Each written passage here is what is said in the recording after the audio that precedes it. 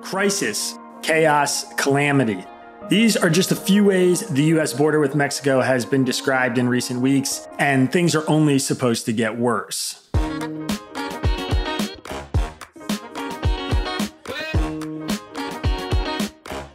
Hey everybody, I'm Isaac Saul, and welcome to the Tangle YouTube channel. Today, we're going to be breaking down exactly what is happening on the border right now and what both sides are saying we should do about it. Then, as always, I'll give you my take. First, though, I think we should start with some of the basics. Since 2021, the United States has seen record numbers of migrants crossing the U.S. border from Mexico. In fiscal year 22, which runs from October 2021 to October 2022, the U.S. Customs and Border Protection, or CBP, said they have had 2.4 million encounters on the border. In December alone, there were 250,000 encounters on the U.S. Mexico border. For some context, in all of 2017, there were about 304,000 total border apprehensions. That means that in 1 month, we had almost as many as we did in an entire year in 2017.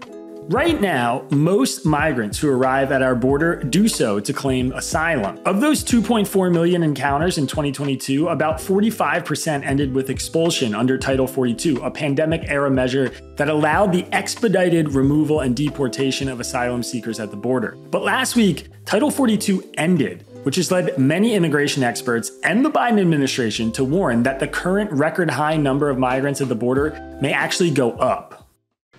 We've gotten overwhelming cooperation from Mexico.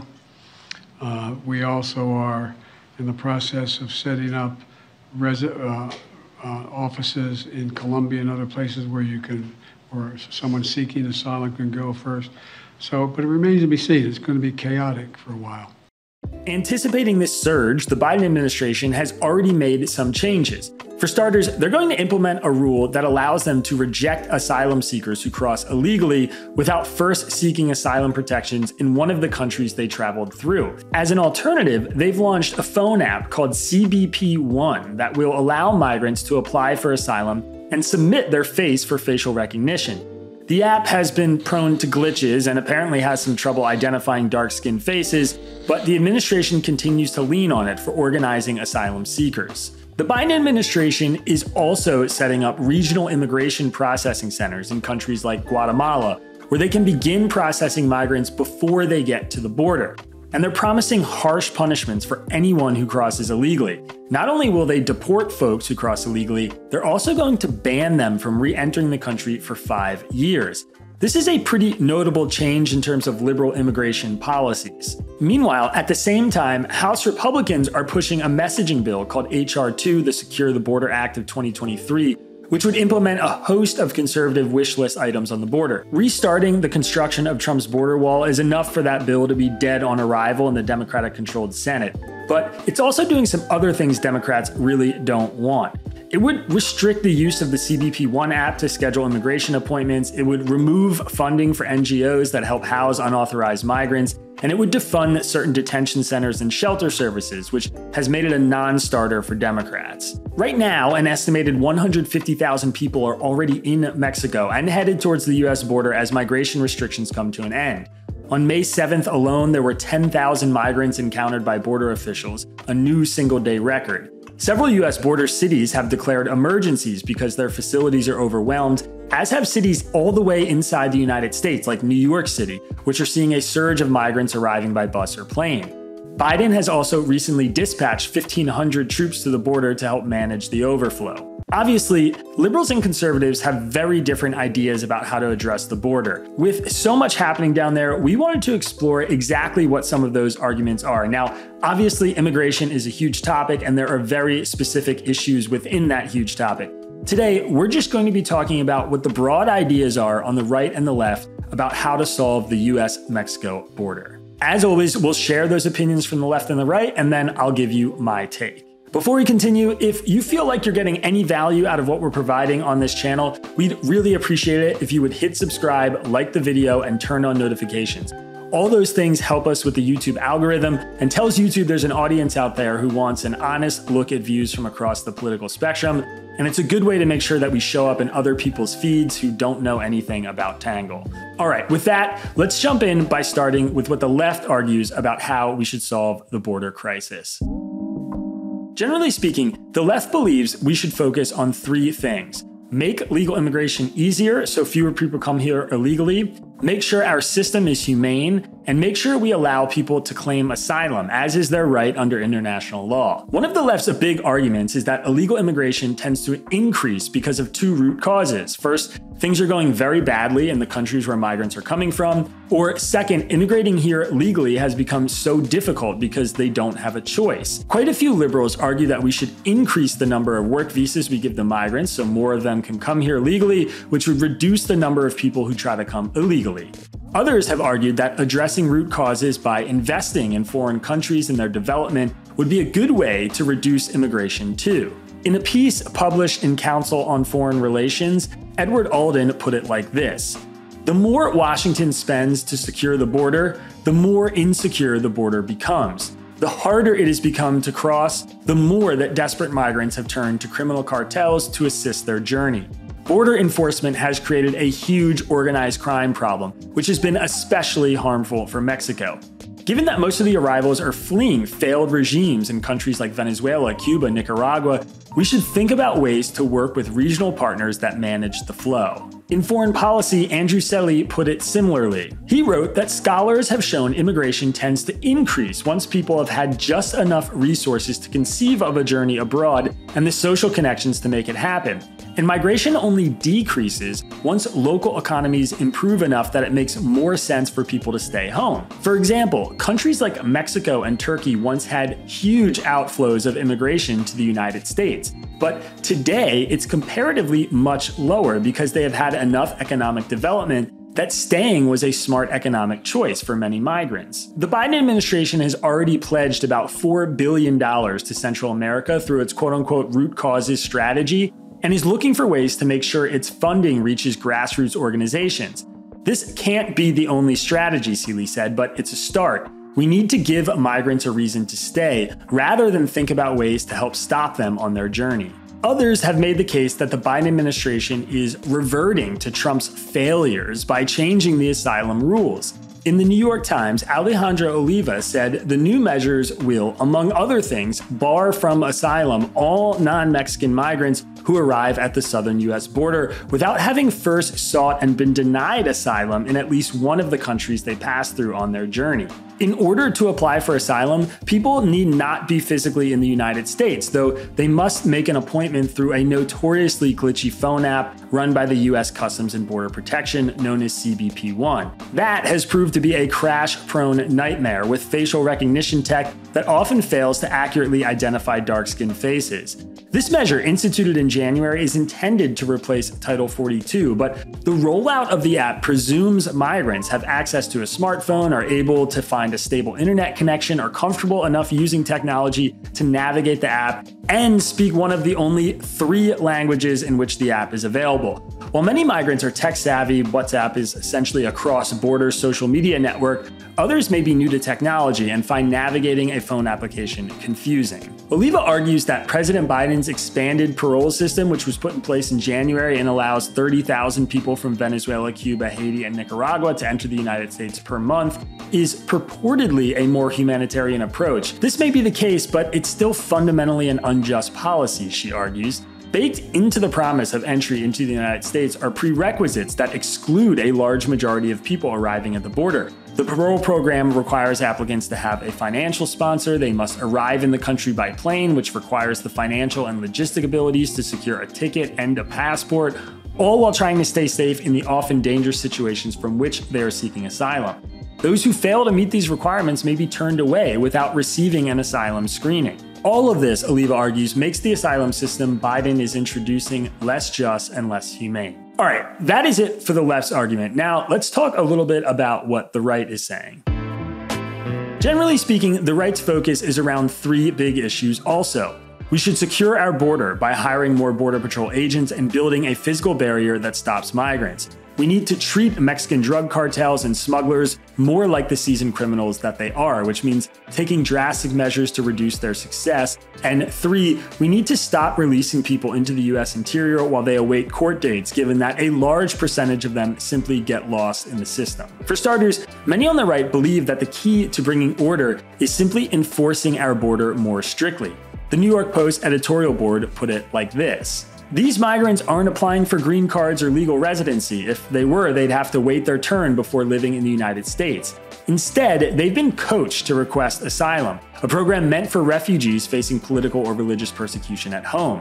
It will take 5 years of court hearings to determine if they qualify, and by that point, they'll be living here permanently, illegally, in blue cities and states that refuse to deport them. By law, people must seek asylum in the first safe country they enter, so every migrant from Honduras, Guatemala, Ecuador, etc. should be turned away.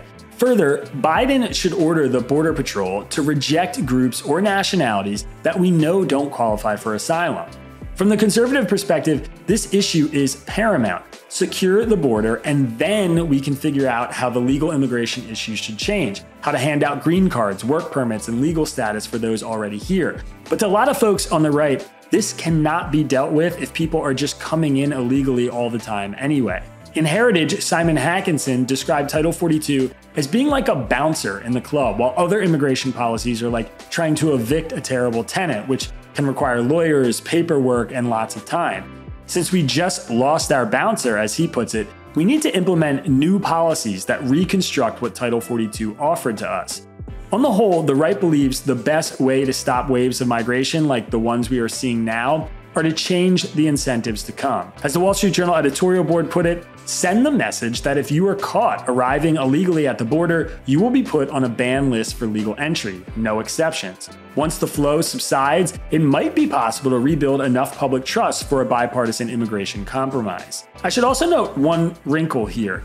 There are some conservatives who actually have more common ground with liberals in that they believe strongly in the free market and free-flowing immigration. The Cato Institute is probably the most representative of this view, a kind of libertarian right-wing think tank, and it has argued strongly that we should create more avenues for legal immigration to deter illegal immigration. As David Beer has argued for Cato, Title 42 has failed on its own terms. Crossings have increased, illegal crossings have increased, evasions of Border Patrol have increased, and the outcomes speak for themselves. So just to be clear, views like those espoused by David Beer and the Cato Institute are actually reflective of how some Republicans in the House and the Senate feel in today's U.S. Congress.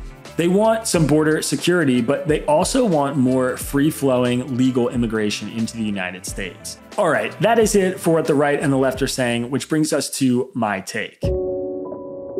For those of you who are just joining us, my take is where I give you my opinions on all the information we just shared. This is not meant to persuade you in any way, it's just my thoughts and perspective, and the hope is you will all leave your thoughts and comments down below. We want this channel to be a place for the Tangle community to connect and to share, so whether you agree or disagree with me or anyone sharing, just keep it respectful and remember that we're all looking to just get a little bit closer to the truth. All right, so I have one major policy position and then lots of more general thoughts about this issue. My major policy position is this: we need more judges, lawyers, and immigration courts to process the migrants coming here. One of the biggest issues with our entire system is the simple fact of the backlog. There are 1.5 million asylum seekers waiting for immigration hearings, and now some 10,000 new people showing up every day. Unless we clear that backlog and continue to process the folks coming in, we're going to be in a constant state of chaos. That means hearings that can be delayed for a decade. It means releasing people into the United States who may end up living their lives as unauthorized immigrants. And it means turning away folks with legitimate asylum claims who should be able to seek refuge here. The reason neither Republicans or Democrats want to support this idea is because they fear what happens when they don't have the power. If an immigration restrictionist administration is in office, more judges and lawyers and courts could mean deporting more people more efficiently. If an administration more open to immigration is in office, it could mean the opposite, with more asylum seekers getting legal opportunities to come to the United States without the risk of deportation. But that shouldn't be the barrier. That's not a good reason not to do this. Both sides agree we are overwhelmed, and both sides agree the system is broken. So let's start by managing the flow of the migrants coming here in an orderly, legal way. Then we can fight over nominating judges and go through the pains of the democratic process, determining what our policies are. That seems far more rational to me, but we're not going to get anywhere if we can't even process the people who are showing up on our border. So that would be my first step, and that's something I've been advocating very loudly for a long time for those of you who have been reading my writing. I think it solves the right's call for more border control and enforcement, and it solves the left's call for actually fulfilling our obligation to give asylum seekers a chance to find refuge here. As far as border security goes, I don't have objections to more funding, to hire agents, or improve technology, even though we've been doing that for decades. I think it makes sense that the more border we can cover, the more migrants we can apprehend at the border, and the more order we can bring to the system. A lot of migrants are just turning themselves in anyway. For a lot of different reasons, a border wall is a bad and expensive way to do this. I've talked about that at length before, and I think the plan should be abandoned. But any immigration reform is going to need to come with some security, give and take, and Democrats need to understand this. There are some other dynamics worth keeping in mind too. About half the unauthorized population in the United States came here legally and then overstayed their visas. So just solving the border crisis isn't going to magically solve the problem of bringing the immigrants here out of the shadows and legally into the system. As some on the right and many on the left have argued, the best way to do that is to create more avenues for legal immigration. There are good economic reasons to do this, like our aging population and our labor shortage. And there are moral reasons to do this that I think many on the left align with, which is that we are a nation of immigrants and we should continue to be an immigrant-friendly country. But there are also good, logical reasons to do this if you are someone who worries deeply about the influx of illegal immigrants and the number of people coming here who work and live outside the legal system. And that is that increasing legal opportunities to come here, whether it's temporary work, visas, or opportunities to get permanent residence and citizenship, will mean fewer people come here the illegal way. It will mean fewer customers and less money for the cartels and the smugglers, and less danger on our border for U.S. citizens and migrants alike. Of course, I should say Democrats have made such a policy proposal harder to get bipartisan support by doing things like calling for mass amnesty or pushing the right for non-citizens to vote. They have made many migrants who are here a political threat to Republicans. By not embracing other solutions that might stem the flow of illegal immigration, they allow Republicans to dig their heels in and say, we won't do anything until the border is under control. So right now, both sides are refusing to let up when what we really need is one side to give a little and get some real lasting solutions moving. So that's my take. More judges, more lawyers, more immigration processing centers on the border, more security, more agents, better technology to bring order to the border. And once we get that order, more legal pathways, yes, more legal pathways to work and live in the United States in an effort to take away the power of the cartels and smugglers and the allure of coming here illegally. All right, before we go, I want to leave you with one question. What would be your top priority for the border? One priority. Let us know in the comments section and we'll try to respond to it in our next video. Speaking of responding to the comments section, I do want to address a comment we got from our latest videos. One commenter said, I'm loving these videos. One thing I wish you would discuss though, and I know you can't put a metric on, is that it feels like the temperature of the world, not talking about the climate, has gone way up since Biden has taken office. Tensions with countries seem to be increased under Biden. Is that a fair take? Can you put a grade on that? So I actually do think that's a fair take. I mean, there are a few caveats I'd put to that. I mean, Trump was in office, he was tweeting not so subtly about nuking North Korea and threatening Kim Jong-un. That was not a very calm or great time to be in the United States. But that being said, the war in Ukraine obviously has destabilized parts of Europe. It has raised the prospect of China invading Taiwan. The withdrawal from Afghanistan was chaotic and has led to the Taliban taking over. I think there are some good arguments that under Biden, the entire global atmosphere has just gotten a little bit more tense. And again, I don't want to imply that things weren't tense when Trump was in office. I mean, we had the assassination of an Iranian commander. We had the whole standoff with Kim Jong-un and the tweeting and the random messages to each other. We had Trump going to Russia and having that weird press conference with Putin that created a lot of tension and a lot of international scorn. And Trump did some stuff that pissed off our allies in Europe. So there was different kinds of tension then. But generally speaking, I think I would agree with you that things do feel a bit scarier and murkier right now, just given what's happening in Ukraine, given where things are with China, given the threat to Taiwan. All that stuff has created a lot of pretty scary headlines. So yeah, I don't know what the grade would be, but it's not great, that's for sure. All right, that is it for today's video. Before you get out of here, quick reminder, hit subscribe, like the video, turn on notifications. We're gonna be bringing you more content like this in the future, and clicking that bell will keep you posted. And of course, we always want to hear your thoughts. So please leave a comment on today's story, topics you'd like us to cover, or feedback on what you're doing. We'll be right back here next week. Peace.